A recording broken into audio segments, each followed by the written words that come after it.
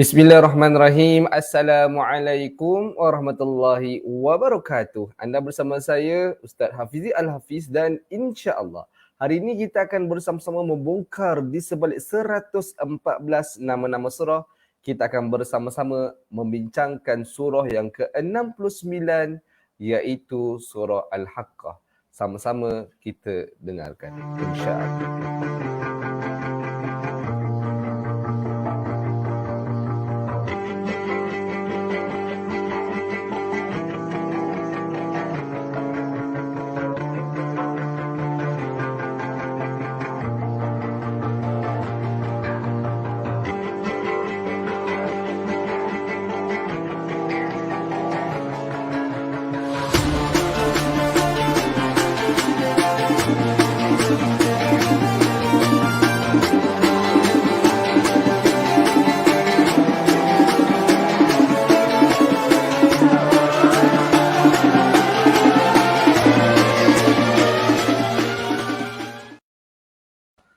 Alhamdulillahirrabbilalamin. Wassalatu wassalamu ala ashrafil anbiya'i wal mursalin wa ala alihi wa sahbihi ajma'in.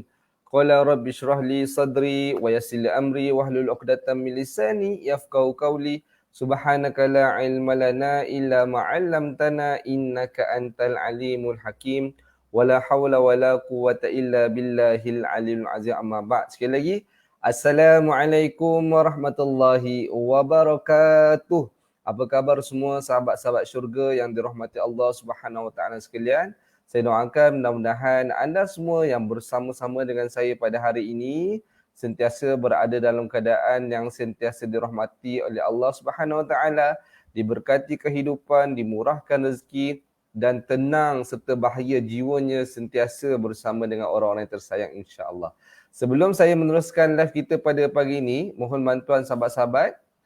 Boleh dengar tak suara saya dengan jelas? Nur Ayu Muhammad Nur kata, Assalamualaikum Ustaz dan sahabat-sahabat syurga sekalian. Semua apa khabar? Alhamdulillah, mudah-mudahan semua sihat belaka. Tolong bantu saya respon di ruangan komen. Adakah suara saya dengar dengan jelas ataupun tidak? Bantu saya untuk respon. Sekiranya jelas, Alhamdulillah, kita akan cuba teruskan lagi live kita pada hari ini. Kalau kurang jelas, mungkin kita boleh perbaiki dari sudut teknikal lah insya-Allah. Nur Ayu kata jelas Ustaz, Alhamdulillah. Terima kasih yang sentiasa tak jemu-jemu bersama dengan kita pada setiap minggu untuk kita menambah kefahaman kita terhadap Al-Quran, menambah kefahaman kita terhadap ilmu agama, dan mudah-mudahan insya-Allah dengan tambahnya ilmu agama kita, dengan tambahnya kefahaman kita terhadap ilmu agama, maka di situ adalah menjadi asbab untuk Allah Subhanahu Wa Taala memberikan kebaikan yang banyak dalam kehidupan kita, menjadikan kita orang yang baik, menjadikan keluarga kita keluarga yang baik, masyarakat kita masyarakat yang baik, negara kita menjadi negara yang baik atas asbab kita bersungguh-sungguh menambah kefahaman kita terhadap Al-Quran ataupun menambah kefahaman kita terhadap agama. Rasulullah sallallahu alaihi wasallam ada bersabda, "May yuridillahu bihi khairan yufaqihu fid din." Barang siapa yang Allah Subhanahu Wa Taala nak berikan kebaikan yang banyak kepada dirinya, maka Allah akan tambahkan kefahaman terhadap agamanya. Dan insya-Allah mudah-mudahan usaha kita untuk meluangkan masa mendengar live, mencatat ilmu-ilmu, kita tekan butang like, kita komen, buat nota-nota yang bermanfaat yang ada dalam perkongsian kita pada hari ini, dan kita kongsikan pula live kita pada hari ini kepada sahabat-sahabat kita di luar sana. Mudah-mudahan usaha kita yang mungkin nampaknya kelihatan kecil, tapi nilai dan ganjarannya besar buat diri kita dan juga nilainya, ganjarannya besar di sisi Allah Subhanahu Wa Taala. Di tuan-tuan dan puan-puan, muslimin muslimat yang dirahmati Allah Subhanahu Wa Taala sekalian, saya mohon bantuan daripada anda semua, bantu saya untuk kongsikan live kita pada hari ini kepada sahabat-sahabat di Facebook kita. Live kita pada hari ini kongsikan juga pada grup-grup Facebook, di page-page Facebook kita, kongsikan juga kepada rakan-rakan kita di WhatsApp dan sebagainya. Macam mana Ustaz cara dia? Copy link and then share kan di grup-grup WhatsApp kita. Dan mudah-mudahan ramai yang tahu, oh pagi ni ada duha booster, ada perkongsian 114 surah dan sebagainya. Mudah-mudahan dia menambah kefahaman kita terhadap Al-Quran, insya-Allah. Tuan-tuan dan puan-puan, muslimin muslimat yang dirahmati Allah Subhanahu Wa Taala sekalian, insya-Allah. Sebelum tu, Waalaikumsalam, Assalamualaikum Ustaz, sahabat semua. Alhamdulillah, bismillah. Dah semangat dah nak ready ni kan. Alright. Sebelum tu, tuan-tuan dan puan-puan,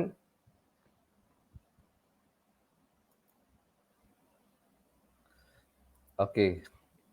Sekejap kita nak undur balik. Ni beberapa teknikal sikit lah.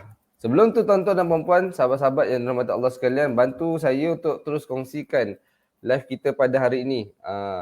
Hari ini kita akan bersama-sama membincangkan tentang surah Al-Haqqah. Surah yang ke-69 dalam susunan 114 nama-nama surah. InsyaAllah tuan-tuan dan puan-puan, kita akan cuba bersama-sama menambah kefahaman tentang surah Al-Haqqah. Apa dia maksud Al-Haqqah? Apa dia sebenarnya yang nak dibincangkan dalam surah Al-Haqqah? InsyaAllah kita akan bincangkan pada hari ini. Adakah anda semua bersedia? Kalau anda sudah bersedia, komen di ruangan komen sedia. Dan saya mohon bantuan sahabat-sahabat, tolong catat ilmu-ilmu ataupun buat nota daripada apa yang saya kongsikan pada hari ini di ruangan komen. Supaya kadang-kala ada orang yang kurang faham dengan apa yang saya terangkan, apa yang saya share, apa yang saya cakap. Tetapi ada juga rupa-rupanya orang yang suka baca komen dan dia lebih mudah faham dengan tulisan-tulisan di ruangan komen. Mungkin bahasanya lebih santai, penulisannya lebih ringkas, dan mudah-mudahan itu membantu sahabat-sahabat kita di luar sana menambah kefahaman terhadap apa yang dikongsikan pada hari ini. Rumah Haruman kata insya-Allah sedia dan ready. Di insya-Allah tuan-tuan dan puan-puan, kita akan sama-sama cuba untuk membincangkan surah yang ke-69 iaitu surah Al-Haqqah. Assalamualaikum. Cik Siti Fatimah kata Waalaikumsalam. InsyaAllah tadabbur surah Al-Haqqah, surah yang ke-69. Tuan-tuan dan puan-puan, muslimin muslimat yang dirahmati Allah Subhanahu Wa Taala sekalian, insya-Allah hari ini kita akan macam biasa, setiap minggu kita akan membincangkan tentang 3 perkara utama dalam surah-surah tersebutlah. Yang pertama iaitu fakta surah. Kita cuma nak kenal surah supaya bila kita kenal sesuatu surah, menambah kecintaan kita kepada surah, menambah keinginan kita untuk mendalami tentang surah tersebut. Sebab orang kata tak kenal maka tak cinta. Jadi hari ini kita cuba nak memutik bibit-bibit cinta kita antara kita dengan Al-Quran, bibit-bibit cinta kita antara kita dengan surah-surah dalam Al-Quran, terutamanya surah Al-Haqqah. Walaupun surah Al-Haqqah ni mungkin kebiasaan kita biasa dengar, tetapi tak tahu pun apa maksud Al-Haqqah. Jadi hari ini cubalah kita usaha untuk sedikit demi sedikit mendalami dan memahami apa dia surah Al-Haqqah. Dan insya-Allah pada bahagian yang kedua nanti kita akan bincangkan tentang di sebalik nama surah, dan yang ketiga pengajaran dan tindakan dan serta call to action kita. Dah tahu semua benda, dah kita cuba nak ambil pengajar, kita dah tahu dan mendalami tentang sesuatu surah itu, apa action kita? Apa tindakan kita? Apa amalan kita? Jadi insya-Allah perkara itu sama-sama kita akan bincangkan pada hari inilah. Okey, insya-Allah yang pertama 8 fakta surah Al-Haqqah. Al-Haqqah pertamanya, bantu saya sahabat-sahabat tulis ruang komen. Okey. Al-Haqqah bermaksud hari kiamat ataupun maksudnya hari yang pasti akan berlaku. Hari yang pasti akan berlaku. Bilangan surah merupakan bilangan surah yang ke-69, status surah Makkiyah. Dan kalau kita lihat sebenarnya menurut ulama, surah Al-Haqqah ni memang diturunkan pada fasa yang kedua, iaitu antara surah yang terawal di Mekah selepas Rasulullah sallallahu alaihi wasallam menyatakan, menjaharkan dakwah Nabi sallallahu alaihi wasallam. Namun pada ketika ini belum ada tentangan ataupun halangan yang berbentuk fizikal. Jadi ini merupakan fasa-fasa ketika mana Rasulullah sallallahu alaihi wasallam cuba berdakwah ataupun diperintahkan untuk berdakwah secara terang-terangan. Namun pada ketika ini belum lagi mendapat tentangan yang berbentuk fizikal. Baru permulaan-permulaan nak masuk tentangan kepada dakwah Nabi SAW. Surah Al-Haqqah terletak pada juzuk yang ke-29, muka surat 566 dan mempunyai 2 halaman. Jadi tuan-tuan dan puan-puan yang ada Al-Quran bersama-sama, tolong boleh buka muka surat 566 supaya bila mana kita mendengar sesuatu surah ataupun kita bincang tentang suatu surah, bila mana kita tengok lagi Al-Quran, kita teliti pula terjemahan, insya-Allah dia menambahkan kefahaman kita terhadap Al-Quran. Surah Al-Haqqah mempunyai 480 patah perkataan dan juga mempunyai 1056 huruf. Ya, betul. Siti Fatimah kata masa ini Rasulullah SAW belum lagi mendapat tentangan. Betul. Alright. Okay, tuan-tuan dan puan-puan, muslimin muslimat yang dirahmati Allah Subhanahu Wa Taala. Ini merupakan 8 fakta yang ada dalam surah Al-Haqqah. Betul, Rasulullah SAW mula pada ketika diturunkan surah Al-Haqqah ini, mula untuk berdakwah secara terang-terangan. Tetapi belum mendapat tentangan dari sudut fizikal. Tentangan dari sudut tomahan, itu dah ada dah. Itu awal-awal lagi dah ada. Tetapi dari sudut fizikal, belum dapat tentangan. Sebab tu banyaklah kita akan tengok nanti apa yang nak kita bincangkan dalam surah Al-Haqqah. Di sebalik nama surah. Sebelum tu saya ada soalan. Tuan-tuan dan puan-puan, muslimin muslimat yang dirahmati Allah Subhanahu Wa Taala, agak-agaklah ada tak perkataan Al-Haqqah ni dalam surah Al-Haqqah? Kalau kita boleh teliti pada ayat keberapa ada surah Al-Haqqah dan berapa perkataan Al-Haqqah yang ada dalam surah Al-Haqqah. Jadi kalau tuan-tuan dan puan-puan ada Al-Quran, boleh buka muka surat 566, boleh cuba cek. Boleh cuba cek balik ada tak perkataan Al-Haqqah dalam surah Al-Haqqah pada ayat keberapa. Berapa perkataan Al-Haqqah yang ada dalam surah ini. Walaupun perkara ini jarang diusahakan untuk kita teliti, tapi bila mana kita cuba mendalami satu surah, benda ini menjadi satu perkara yang menarik yang boleh kita bincangkan, insya-Allah. Okey, sebelum tu Puan Fatimah kata tentangan dari sudut fizikal, tetapi dari sudut tomahan, celaan dan sebagainya memang sudah ada. Betul tu Siti Fatimah. Alright, tuan-tuan dan puan-puan, muslimin muslimat dan rahmat Allah Subhanahu taala yang baru masuk, kita sedang membincangkan surah Al-Haqqah. Jangan lupa tekan butang like. Jangan lupa untuk kongsikan live ini sebanyak-banyaknya kepada sahabat-sahabat kita di Facebook, di grup-grup WhatsApp, di grup-grup kampung dan sebagainya. Mudah-mudahan ramai yang tahu sekarang ada live. Sekarang kita bincangkan tentang Al-Quran dan terutamanya membincangkan tentang surah Al-Haqqah, surah yang ke-69. Masya Allah. Ada dah yang komen ni. Surah Al-Haqqah pada ayat pertama, Siti Fatimah kata. Perkataan Al-Haqqah rumah-rumah ayat pertama. Admin kita pun Quran ni, ayat pertama. Admin pun join sekali tak aci ni. Alright, tak apa, tak ada masalah. Betul ataupun tidak ada ayat pertama. Adakah pada ayat pertama sahaja ada perkataan Al-Haqqah? Cuba cari, cuba kira, cuba tengok betul-betul. Dari ayat 1 hingga ayat yang ke-52 tu. Alright, tak apa, itu kita akan bincangkan nanti. Pertama sekali, tuan-tuan dan puan-puan, saya suka untuk bagi tahu pada hari ini kita membincangkan soal Al-Haqqah dan saya banyak merujuk dalam buku di sebalik 114 nama-nama surah. Di dalam buku ini ada diceritakan dengan begitu lengkap dan juga secara penerangan yang agak ringkas tapi jelas tentang surah Al-Haqqah. Jadi tuan-tuan yang ada boleh buka muka surat 146,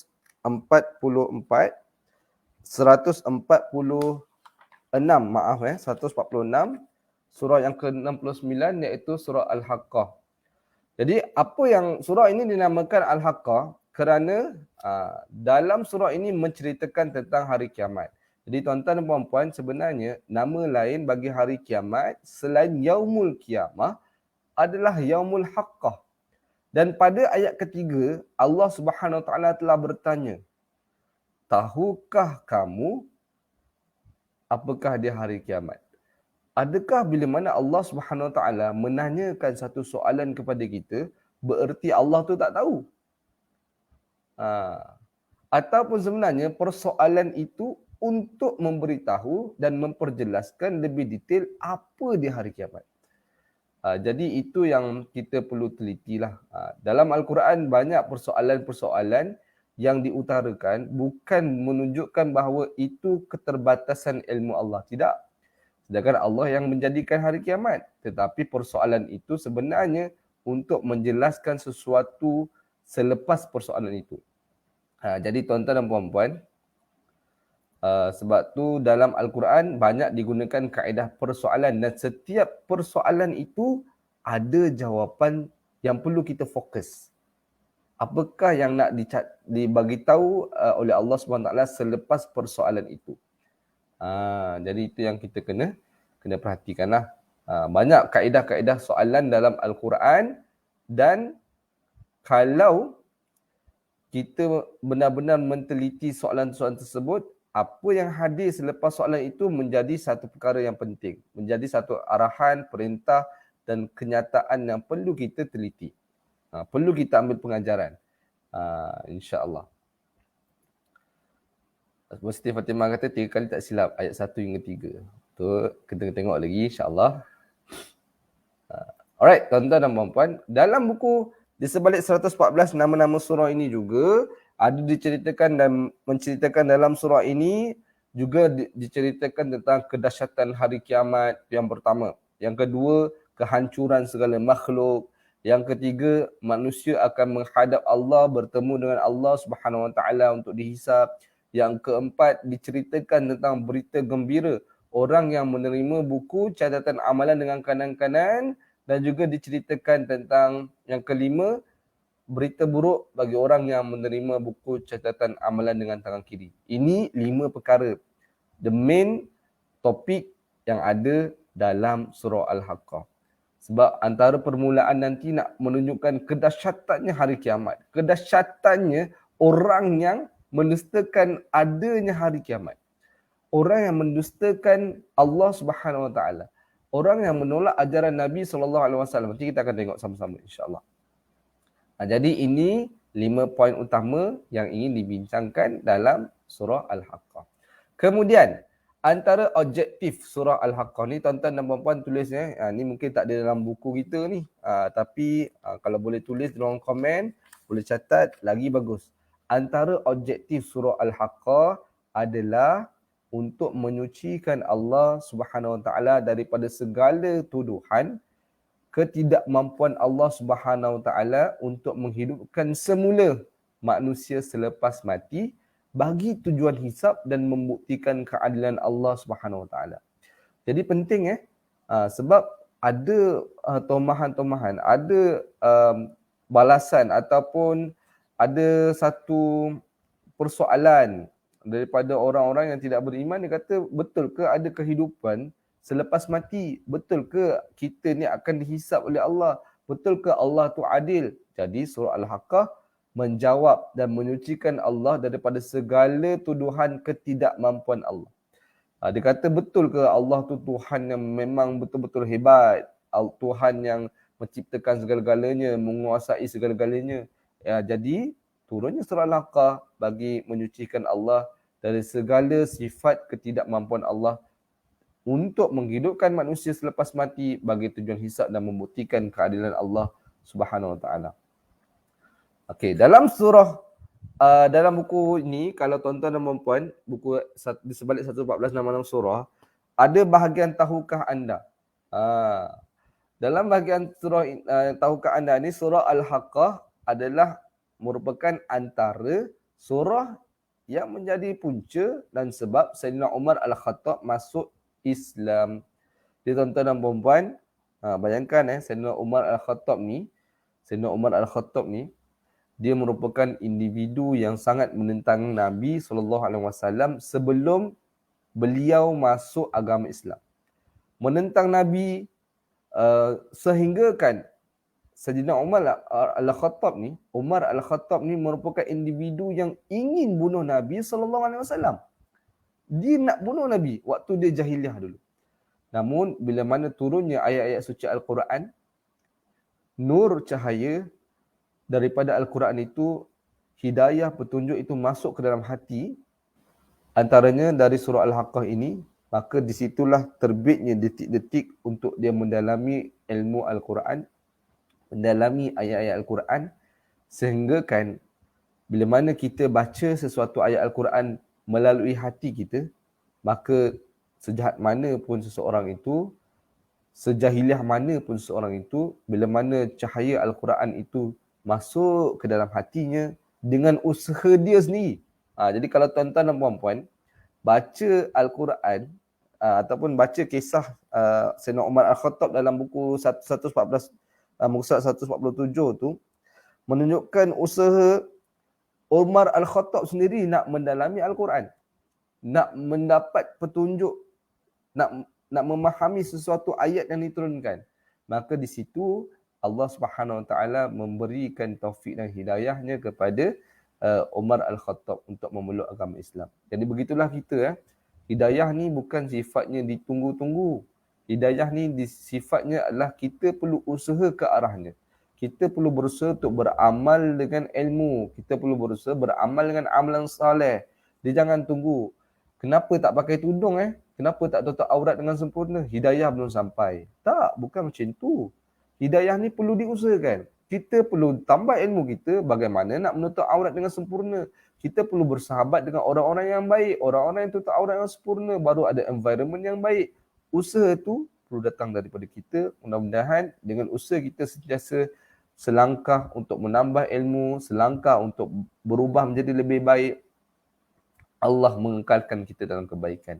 Hatta orang yang memang berada dalam kebaikan pun, kalau dia tak beramal dengan ilmu dia, dia tak berusaha untuk menambah kefahaman dia, dia tak beramal dengan amalan-amalan orang soleh, tak duduk dalam environment yang baik, maka boleh jadi hidayah yang ada pada dirinya sedikit demi sedikit akan hilang. Dan akhirnya boleh jadi orang yang baik, orang yang soleh, orang yang solehah berubah menjadi yang sebaliknya, menjadi orang yang lebih jahat. Disebabkan dia tak beramal, dia tak berusaha bersungguh-sungguh, dia tak mujahadah memelihara hidayah yang ada pada diri dia.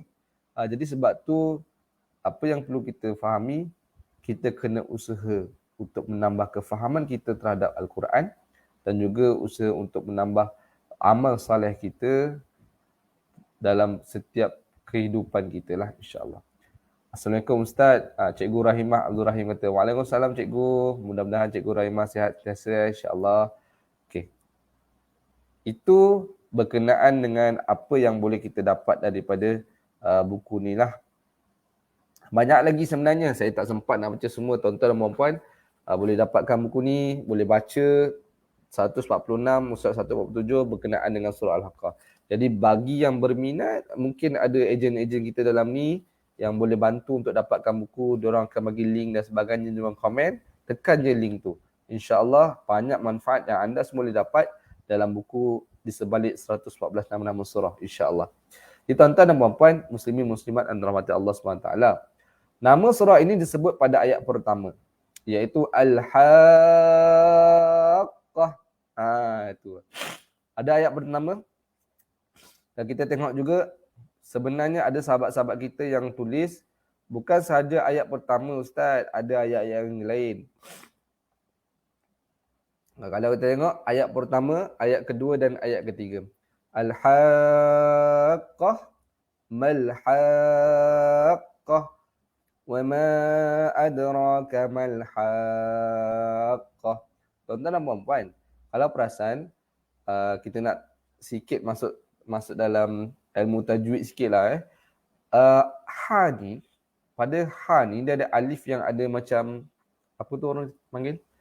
Macam kening ataupun macam ombak rindu. Kadang-kadang ada orang panggil ombak, ada yang panggil bentuk kening.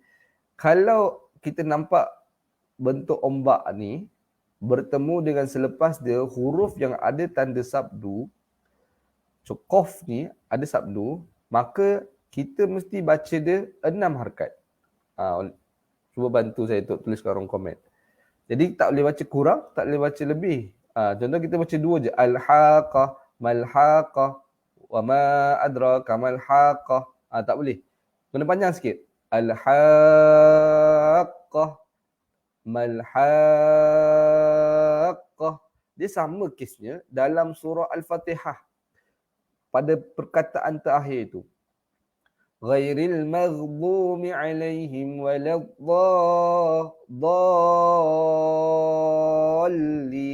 Dha tu ada ombak. Selepas dia lam ada sabdu. Itu pun 6 harakat. Jadi bacaan tu perlu kita panjangkan 6 harakat. Jadi tu jagalah hati-hati ketika mana kita baca surah Al-Fatihah ataupun kita baca surah Al-Haqqah ni. Rumah Ruman kata bacaan wajib 6 harakat. Ni kita masuk tajwid lah sikit.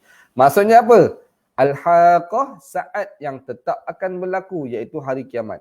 Jadi nak katakan hari kiamat ni pasti dan pasti akan berlaku. Tuan-tuan dan puan-puan, muslimin muslimat rahmati Allah SWT, kita pergi kepada tema surah. Yang pertama, ayat 1 hingga 7 berkenaan gambaran kedahsyatan hari kiamat. Ini mungkin saya tak nak sebut secara detail, tuan-tuan dan puan-puan boleh baca. Nanti kita akan tengok di bahagian yang akan datang lah. Kemudian ayat 8 hingga 12 berkenaan pembinasaan Allah Subhanahu Wa Taala terhadap umat yang berdusta seperti kaum Ad, Samud dan juga Fir'aun serta kaum Nabi Nuh. Kemudian ayat 25 hingga 37 menceritakan tentang gambaran kedahsyatan hari kiamat. Antaranya adalah ketika mana berlakunya sangkakala pertama dan sangkakala kedua. Ayat 19 hingga 24 menceritakan tentang tempat kembali mereka yang menerima kitab amalan dengan tangan kanan dan kenikmatan-kenikmatan yang mereka akan terima. Maka kalau mereka ni dapat kitab amalan dengan tangan kanan, mana tempat dia? Mana apa yang dia akan dapat? Apa yang dia akan terima? Maka kita boleh tengok pada ayat yang ke-19 hingga ayat ke-24. Kemudian, kita tengok seterusnya,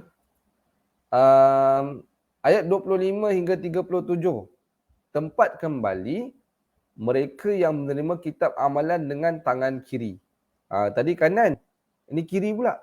Jadi orang yang dapat kitab amalan dengan tangan kiri ni, maka apakah yang dia akan terima? Apa siksaan mereka yang akan mereka terima? Itu boleh kita tengok dari ayat 25 hingga 37. Dan ayat bahagian yang terakhir, ayat 38 hingga 52, Allah Subhanahu Wa Taala bersumpah bahawa Al-Quran itu kalam Allah dan juga bukannya merupakan kalam manusia, dan Allah Subhanahu Wa Taala memelihara kesucian dan bagaimana fungsi-fungsi Al-Quran ni. Nanti kita akan tengok pada ayat 38 hingga 52. Jadi itu berkenaan tema surah Al-Haqqah. Kemudian kita pergi bahagian terakhir tuan-tuan dan puan-puan, pengajaran yang boleh kita dapat dalam surah Al-Haqqah. Pengajaran pertama, ni tolong tulis tuan-tuan dan puan-puan. Pengajaran pertama, kedahsyatan hari kiamat buat kita jauhi dosa dan juga maksiat.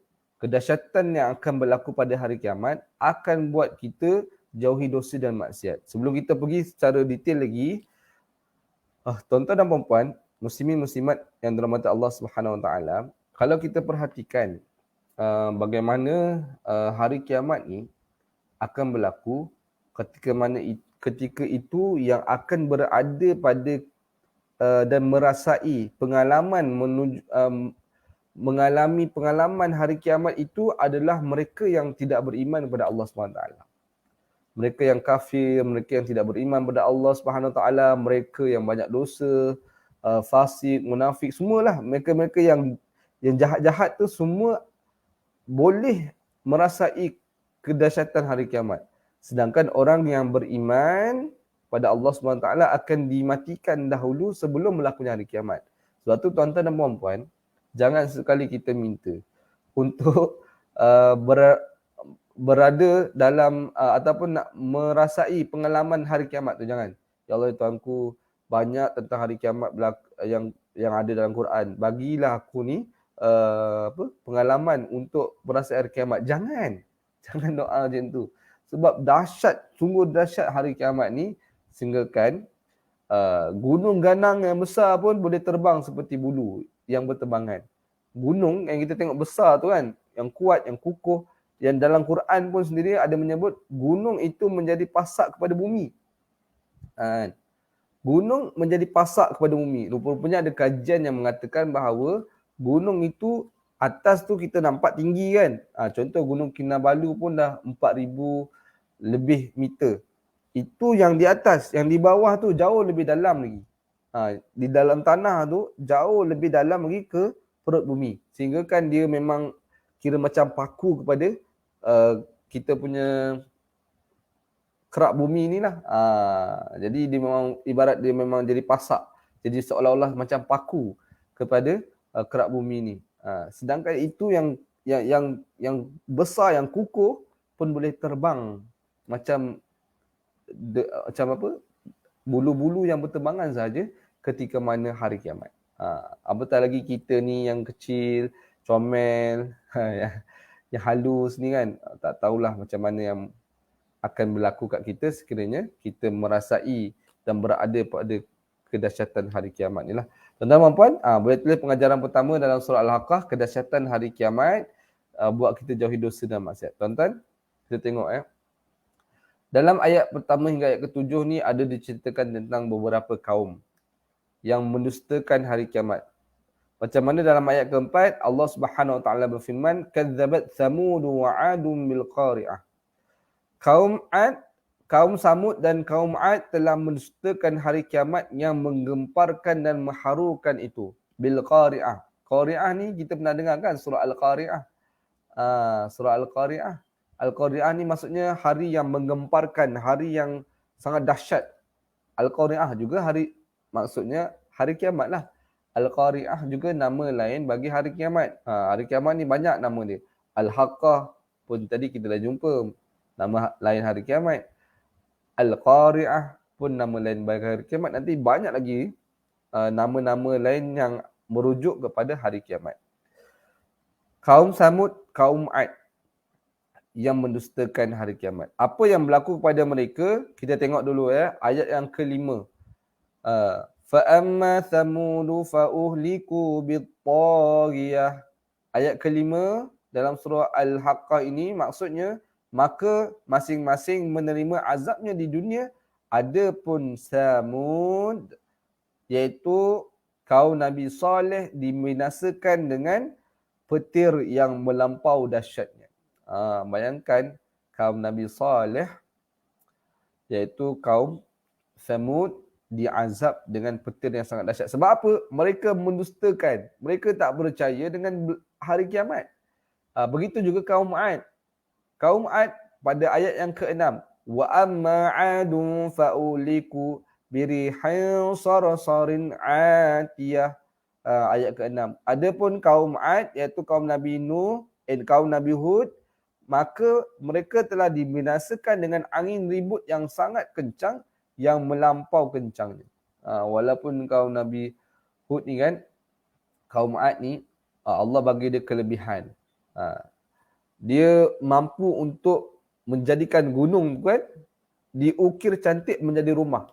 Kalau kita boleh tengok di slide tu, ada tinggalan-tinggalan kaum Ad yang Allah beri dia kelebihan. Gunung yang keras tu dia boleh ukir menjadi rumah. Menjadi rumah. Sehingga kan peninggalan tersebut ada sampai sekarang untuk melihat hebat mana pun kau, kelebihan banyak mana pun yang diberikan kepada kau. Kalau kau tak beriman, kau akan diazab. Seperti mana berlaku kepada kaum Ad, seperti mana yang berlaku kepada kaum Samud. Jadi itu menjadi peringatan untuk kita sehinggalah hari kiamat nanti. Itu yang pertama kaum Samud, yang kedua kaum Ad. Ada lagi rupa-rupanya yang Allah sebut dalam Al-Quran, dalam surah ni juga. Dalam surah Al-Haqqah. Di mana berkenaan dengan kaum Ad, Allah kata sakharaha alaihim sab'a layalin wa thamaniyati ayyamin khusuma fataral qauma fiha sar'a ka'annahum a'jazu nakhlin khawiyah. Maka angin kencang yang berlaku yang menimpa kaum Ad tadi, kita tengok kaum Ad tadi menyerang mereka 7 malam 8 hari terus menerus. Kalau engkau menyaksikannya, maka engkau akan melihat kaum itu bergelimpangan mati seolah-olah mereka batang-batang pokok kurma yang tumbang dan lompang. Bayangkan, 7 hari 8 malam, angin kencang tu seolah-olah ribut tu ada 7 hari 8 malam. Kira dia berada di awang-awangan, ditiup dengan angin ribut yang sangat kencang, yang sangat dahsyat tu selama 7 hari 8 malam. Maka dahsyatlah nanya, dahsyatlah. Allah menerangkan dengan dahsyat lagi. Kalau kita tengok tadi seterusnya kaum Fir'aun. Kalau kita tengok ayat yang ke-9, waja'a fir'aunu wa man qablahu wal mu'tafikatu bil khati'ah. Dan selain daripada kaum 'Ad dan juga kaum Thamud, ada juga Fir'aun dan orang-orang yang terdahulu daripadanya serta penduduk negeri-negeri yang telah ditunggang terbalikkan. Kalau tengok ayat yang ke-9, siapakah kaum yang ditunggang terbalikkan? Iaitu kaum Nabi Lut. Yang telah diterbalikkan. Sebab apa dia ditunggang terbalikkan? Sebab dia terbalikkan fitrah manusia. Kan, kaum Nabi Lut. Sebab patutnya kita ni suka laki dengan perempuan. Tapi mereka lebih suka kaum yang sejenis. Jadi terbaliknya fitrah mereka yang sengaja mereka terbalikkan, maka Allah terbalikkan bumi ni kepada mereka. Sebab tu ada peninggalan-peninggalan yang kita boleh tengok lah. Apa yang berlaku? Bil khati'ah, mereka ni telah melakukan banyak kesalahan dan juga tidak percaya akan berlakunya hari kiamat. Dan juga kalau kita tengok fa'asau, pada ayat yang ke-11 berkenaan dengan kaum Nabi Nuh, iaitu inna lamma tagal ma'u hamalnakum fil jariyah. Sesungguhnya kami ketika air banjir melampaui had serta menenggelamkan gunung ganang, telah mengangkut serta menyelamatkan nenek moyang kamu ke dalam bahtera Nabi Nuh yang bergerak laju dalam pelayaran. Okey, ni kisah kaum Nabi Nuh yang dibinasakan dengan banjir yang menenggelamkan gunung. Bayangkan gunung yang tinggi tenggelam dengan banjir. Gunung tenggelam disebabkan banjir besar yang menimpa kaum Nabi Nuh, sehingga kan memang habis ranap. Cuma diselamatkan sedikit daripada mereka yang beriman kepada Allah, binatang-binatang dan sebagainya di dalam bahtera Nabi Nuh. Dan sebenarnya tuan-tuan dan puan-puan, kalau kita boleh lihat daripada kisah kaum Thamud, kaum 'Ad, kaum Fir'aun, kaum Nabi Nuh, apa yang kita boleh dapat sebenarnya? Apa yang kita boleh dapat? Sebab tu ada dalam ayat yang ke-12. Tuan-tuan tulis berdasarkan kisah ini, kita boleh tengok pada ayat yang ke-12. 12 ni merupakan call to action kita berdasarkan cerita kita ni. Ayat ke-12 surah Al-Haqqah. Call to action daripada kisah-kisah yang kita dapat daripada kisah kaum Samud, kaum 'Ad, kaum Fir'aun, kaum Nabi Nuh, kaum Nabi Lut dan sebagainya. Apa yang perlu kita buat? Call to actionnya pada ayat ke-12. Allah Subhanahu wa taala firman, linaj'alaha lakum tadhkiratan wa ta'iyaha udhunun wa'iyah. Kami lakukan yang demikian untuk jadikan peristiwa itu sebagai satu pelajaran bagi kamu dan untuk didengar serta diambil ingat oleh telinga orang-orang yang mahu menerima pengajaran. Call to action daripada kisah-kisah tersebut ada pada ayat ke-12. Jadi itu penting tu. Kita dengar cerita-cerita ni buat apa? Untuk apa dengar ni? Untuk apa tahu? Jadi perlu tahu call to action dia adalah pada ayat ke-12. Terima kasih kat Siti Fatimah ni. Dia cerita, ada tulis dalam ayat ke-12. Jadi tuan-tuan dan puan-puan, itu pengajaran pertama. Pengajaran yang kedua, yang kita boleh ambil dalam surah ini iaitu belajar memahami Al-Quran untuk mengamalkan Al-Quran. Boleh tulis dalam komen, belajar untuk memahami Al-Quran untuk mengamalkan Al-Quran. Jadi apa yang boleh kita belajar? Kita tengok Tuan-tuan dan puan-puan boleh buka ayat 38 hingga 52. di bahagian yang terakhir dalam surah ini ada menceritakan tentang Al-Quran. Di mana kalau kita tengok, yang pertama sekali Al-Quran itu disampaikan oleh Rasulullah sallallahu alaihi wasallam. Namun bukannya kata-kata dari Rasulullah. Kalau kita tengok ayat ke-40, innahu laqaulu rasulin karim. Sesungguhnya Al-Quran itu wahyu dari Allah yang disampaikan oleh Rasul yang mulia. Okey, pertama, tolong tulis, Al-Quran itu disampaikan oleh Rasulullah. Tapi wahyu dari Allah.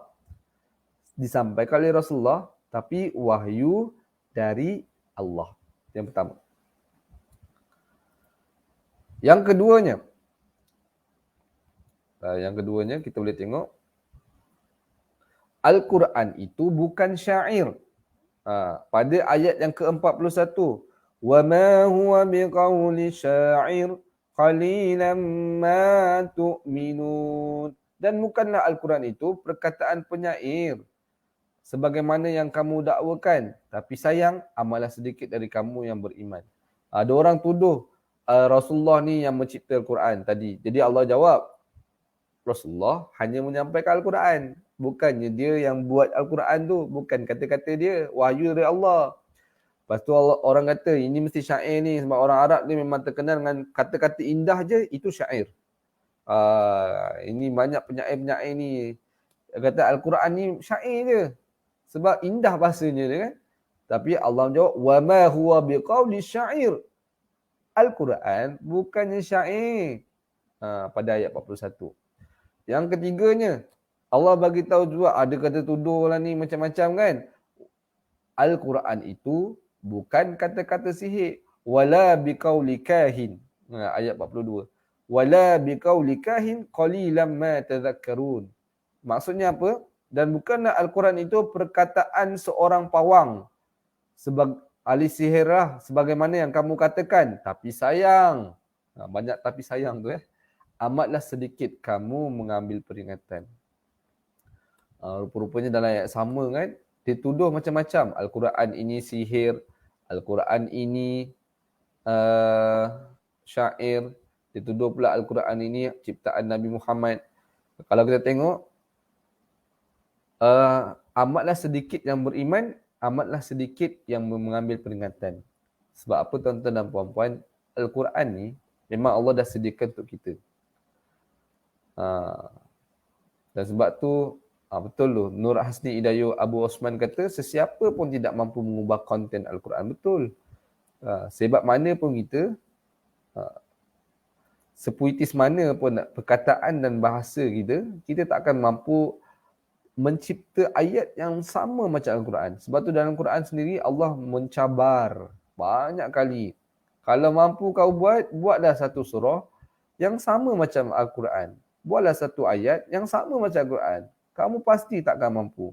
Walaupun adalah cubaan-cubaan yang cuba untuk meniru Quran. Tapi memang sangat-sangat berbeza dan sangat lain. Sangat buruklah kira-kira kalau cubaan-cubaan tersebut tu. Dan sebenarnya tuan-tuan dan puan, keunikan, keaslian dan Al-Quran itu sangat-sangat dijaga oleh Allah Subhanahu Wa Taala dari sudut dari sudut teks dan juga konten dia juga sebenarnya untuk kita benar-benar mengambil pengajaran. Sebab tu kalau kita tengok pada ayat yang ke-48, Al-Quran ini menjadi peringatan kepada orang yang bertakwa. Memang Al-Quran ni panduan, tapi tak semua orang yang mengambil Al-Quran sebagai panduan. Dah ada panduan, tak semua follow. Siapakah yang follow Al-Quran sebagai panduan? Orang yang bertakwa. Wa innahu latadhkiratan lilmuttaqin. Dalam ayat 48 Allah bagi tahu wa innahu latadhkiratun lilmuttaqin, dan sesungguhnya Al-Quran itu tetap menjadi peringatan bagi orang-orang yang bertakwa. Maka orang yang bertakwa sahaja yang mampu menjadikan Al-Quran itu sebagai peringatan. Allah dah sebut banyak kali dah. Dalam surah Al-Baqarah pun Allah dah sebut. Kalau kita biasa baca di awal-awal surah Al-Baqarah, ayat 1, ayat 2 kan. Alif Lam